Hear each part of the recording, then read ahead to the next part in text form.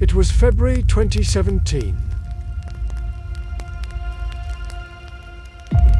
And Uber was imploding in real time.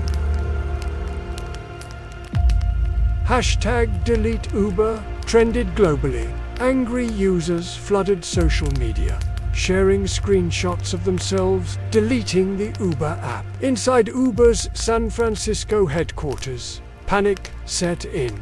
An explosive blog post by former engineer Susan Fowler had just detonated, detailing a toxic culture of unchecked sexual harassment. Simultaneously, CEO Travis Kalanick faced fury for seemingly profiting from a New York taxi strike protesting Trump's travel ban.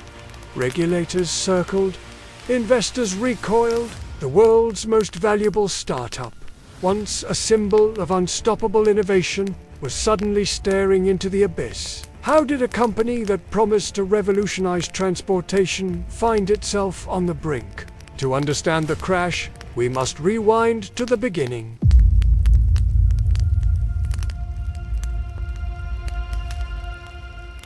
The spark ignited on a snowy Paris night in December 2008.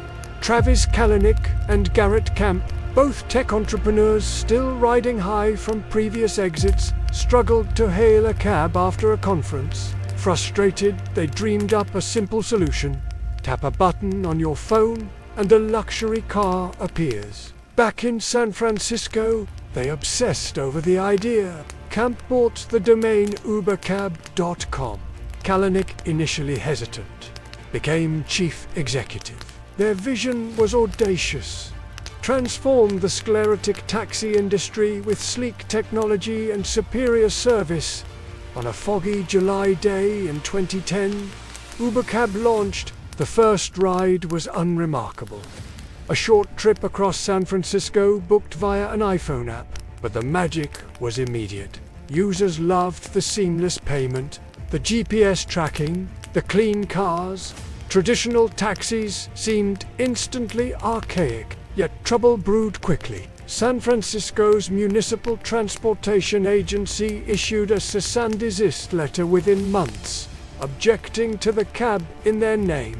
Kalanick defiantly dropped cab, becoming simply Uber. This wasn't just a name change.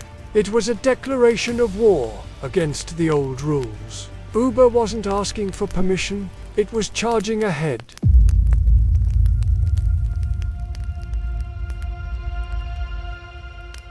Uber moved with breathtaking speed. By 2011, it was in New York. By 2012, Paris, where it all began.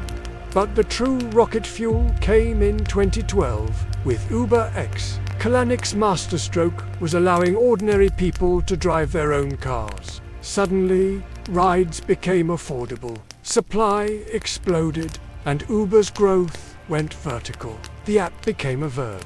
Let's Uber! Venture capital poured in.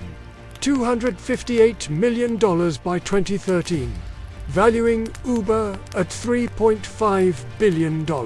They weaponized surge pricing, dynamically adjusting fares during high demand, infuriating users during snowstorms or New Year's Eve, but ensuring cars were always available. They embraced principled confrontation, bulldozing into cities without licenses, racking up fines as a cost of business, and mobilizing users to pressure politicians. Taxi unions staged furious protests, blocking streets from London to Delhi. Drivers sued over their status as contractors, not employees. Kalanick remained unapologetic, embodying a ruthless, win-at-all-costs ethos. By 2016, Uber operated in over 70 countries. Its valuation hit an astronomical $68 billion. It wasn't just a company, it was a global phenomenon, reshaping urban life.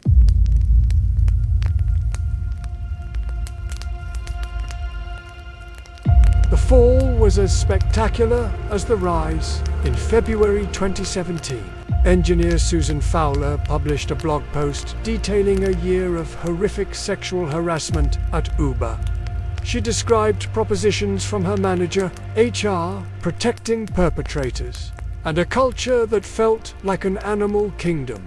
It went viral. Instantly, Fowler's story became a damning indictment of Kalanick's frat house culture, where always be hustling, masked, bullying, and unchecked power. Simultaneously, Uber faced a firestorm over Kalanick's decision to keep operating during a New York City taxi strike against Trump's Muslim travel ban. Critics saw it as strike-breaking. #DeleteUber was all over social media. The board commissioned an investigation led by former Attorney General Eric Holder. It unearthed a nightmare: rampant sexism, racial discrimination, illegal software to evade regulators, Project Greyball, and a massive intellectual property theft lawsuit from Waymo, Google's self-driving car unit. Kalanick, caught on video berating an Uber driver over falling fares, became a symbol of arrogance. In June 2017, under immense investor pressure, he resigned as CEO.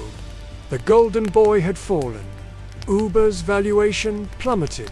Trust was vaporized.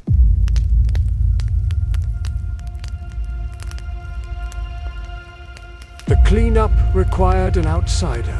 Enter Dara Khosrowshahi, the steady-handed CEO of Expedia. Hired in August 2017, his mission was triage, fix the culture, settle lawsuits, and prepare for an IPO. Khosrowshahi embodied contrition. He apologized publicly. He tore up Kalanick's cultural values, replacing "always be hustling" with "we do the right thing."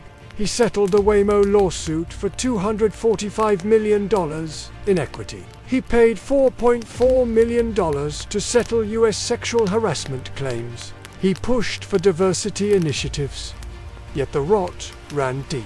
The contractor model remained a legal minefield. In 2019, drivers staged global strikes, demanding better pay and benefits. Uber's IPO in May 2019 flopped spectacularly, with shares sinking 7.6% on day one. Losses were staggering: $8.5 billion in 2019 alone. Then COVID-19 hit. Rides vanished overnight. Uber laid off 25% of its staff. Survival hinged on diversification.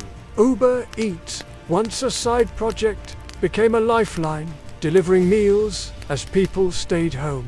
Khosrowshahi doubled down, acquiring rival Postmates. Slowly, painfully, Uber began its pivot from a pure ride-hailing play to a broader logistics platform. The path to profitability, however, remained steep and uncertain.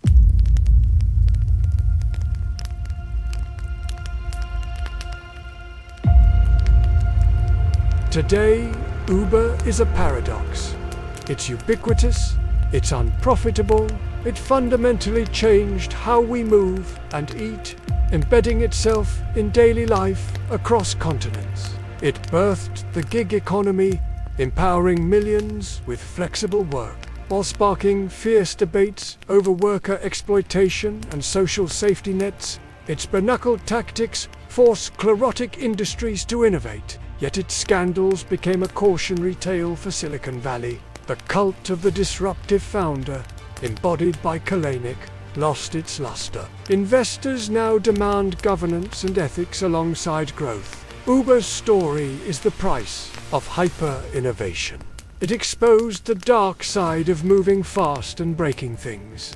Broken regulations, broken trust, broken lives. It proved technology alone isn't enough. Culture matters. Ethics matter. Sustainability matters. As autonomous vehicles loom, promising another revolution, Uber's journey serves as a stark reminder. Disruption isn't just about changing markets. It's about confronting the human cost of change and who ultimately pays the fare. Do you enjoy these short documentaries?